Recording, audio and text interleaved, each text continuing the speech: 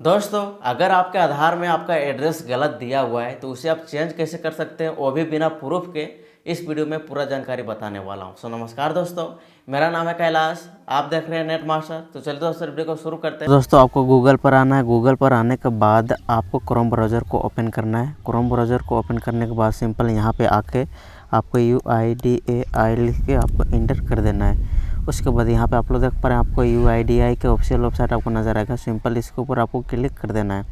उसके बाद आप लोग देख पा रहे हैं, ये आधार कार्ड का ऑफिशियल वेबसाइट है, ये आप लोगों के सामने खुल के आ जाएगा। तो यहाँ पे देखिए एक URL आपको नज़र आएगा, मैं aadhar.uid.gov का। तो सिंपल आपको इसके ऊपर आपको क्लिक कर देना है।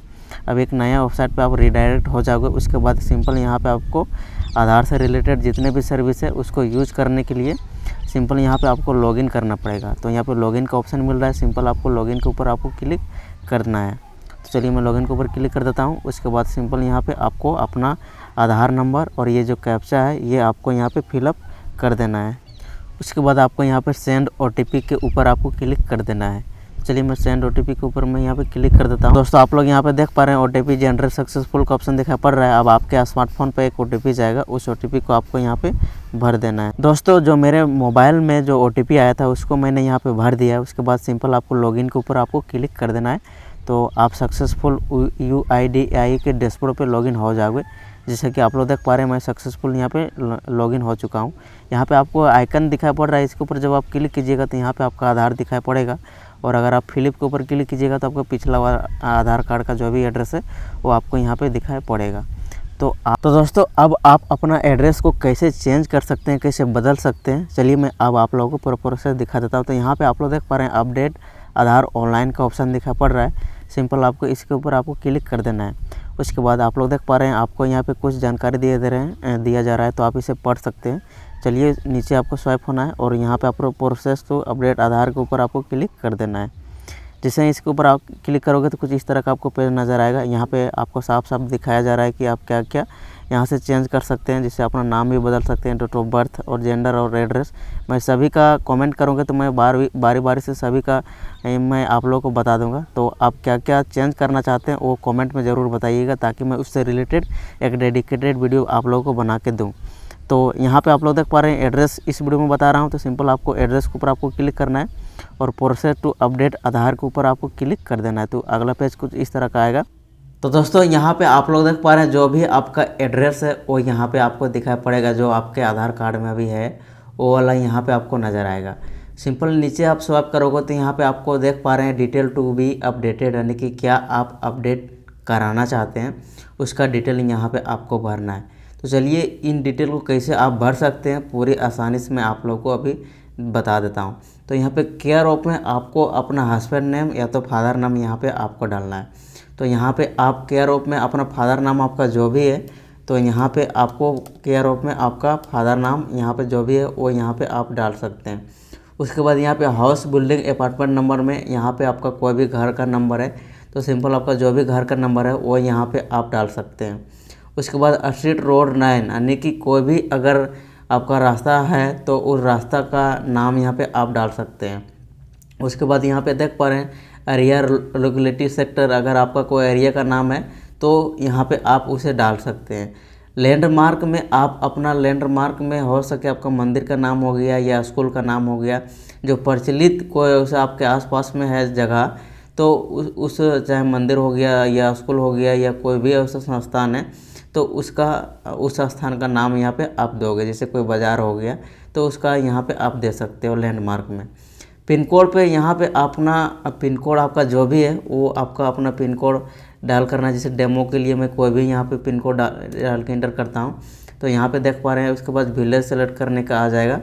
तो यहाँ पे सिंपल आपका जो भी है उस अपना विलेज सेलेक्ट करोगे।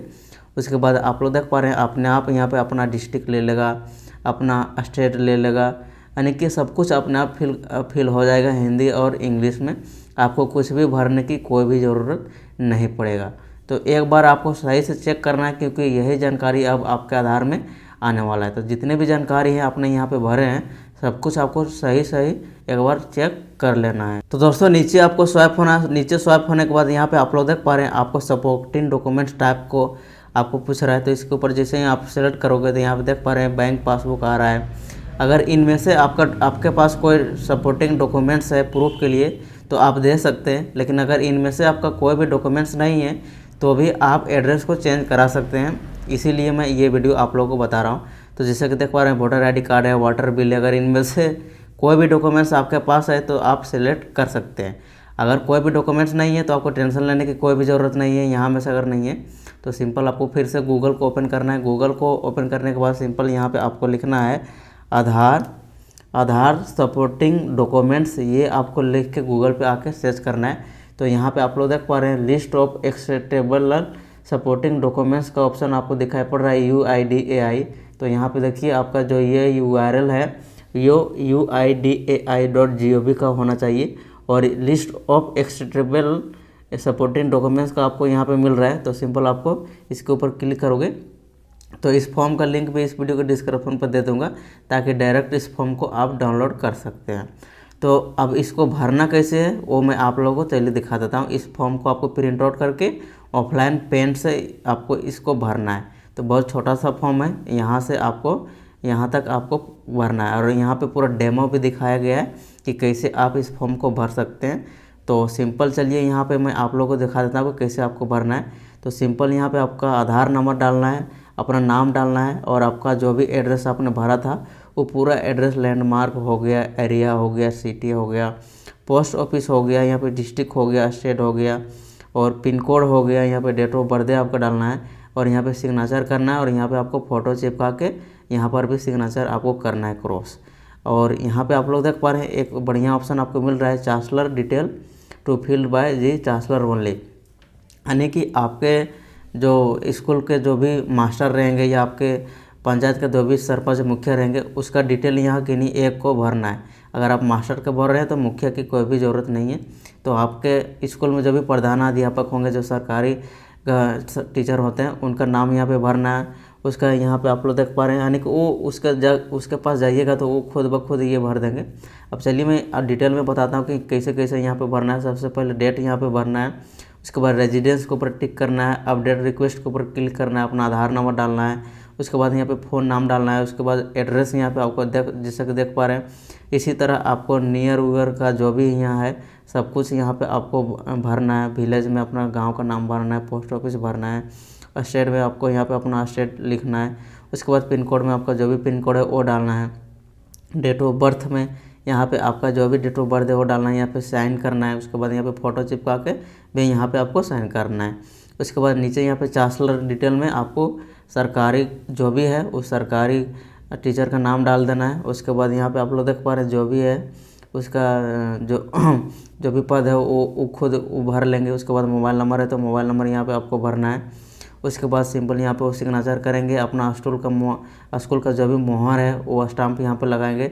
उसके बाद यहाँ पे वो टिक करेंगे और बस इस फॉर्म को पूरी तरह से जैसा यहाँ पे भरा गया है इस तरीके से भरने के बाद आपको इसको फ़ोटो खींच लेना है पूरा यहाँ से यहाँ तक का। मोबाइल अगर आपके पास है तो मोबाइल से फ़ोटो खींच लीजिए और अगर आपके पास स्कैनर है तो स्कैन करके अपने मोबाइल में रख लीजिए या तो फिर अपने सिस्टम में रख लीजिए। जब आपका सब कुछ डिटेल भरने के बाद आप उसको स्कैन करके अपने मोबाइल में रखोगे या तो फ़ोटो खींच के रखोगे, उसके बाद बैक हो जाना है। उसके बाद सिंपल यहाँ पे सेलेक्ट करने का ऑप्शन आएगा तो यहाँ पे आपको नीचे स्वाइप होना है और अगर आपने मुखिया द्वारा कराया होगा तो यहाँ पे विलेज पंचायत का ऑप्शन आपको दिखा पड़ेगा। चलिए मैं आप लोगों को दिखा देता हूँ। तो यहाँ पे आपको जैसे कि आप लोग देख पा रहे हैं सर्टिफिकेट विलेज पंचायत, तो अगर आपने सरपंच से कराया है तो इस ऑप्शन वाले के ऊपर आपको क्लिक करना है।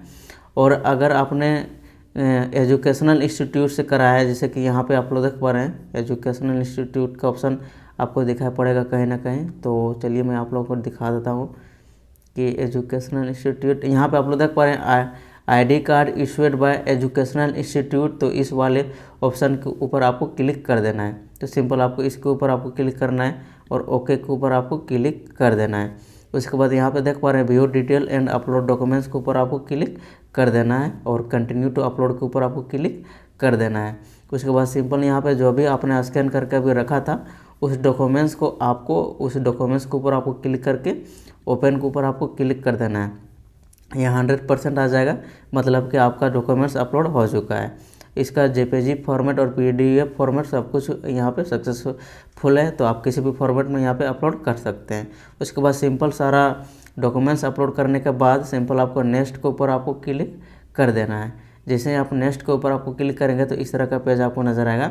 ये जो एड्रेस मैंने अभी भरा है उसका ये नया वाला एड्रेस आपको दिखाई पड़ेगा। तो मैं डेमो के लिए कोई भी अनपथार एड्रेस यहाँ पे मैं भर दिया हूँ, ये मेरा सही एड्रेस नहीं है। उसके बाद अगर आपका कोई भी यहाँ पे गलत आपको नज़र आ रहा है तो सिंपल यहाँ पे एडिट के ऊपर आपको क्लिक करना है। यहाँ पे एडिट का ऑप्शन दिखाई पड़ रहा है और आपको फिर से सही जानकारी आपको भरना है पेंसिल वाला के ऊपर क्लिक करके। अगर सही है तो सिंपल आपको दोनों के ऊपर आपको टिक कर देना है और नेक्स्ट के ऊपर आपको क्लिक कर देना है।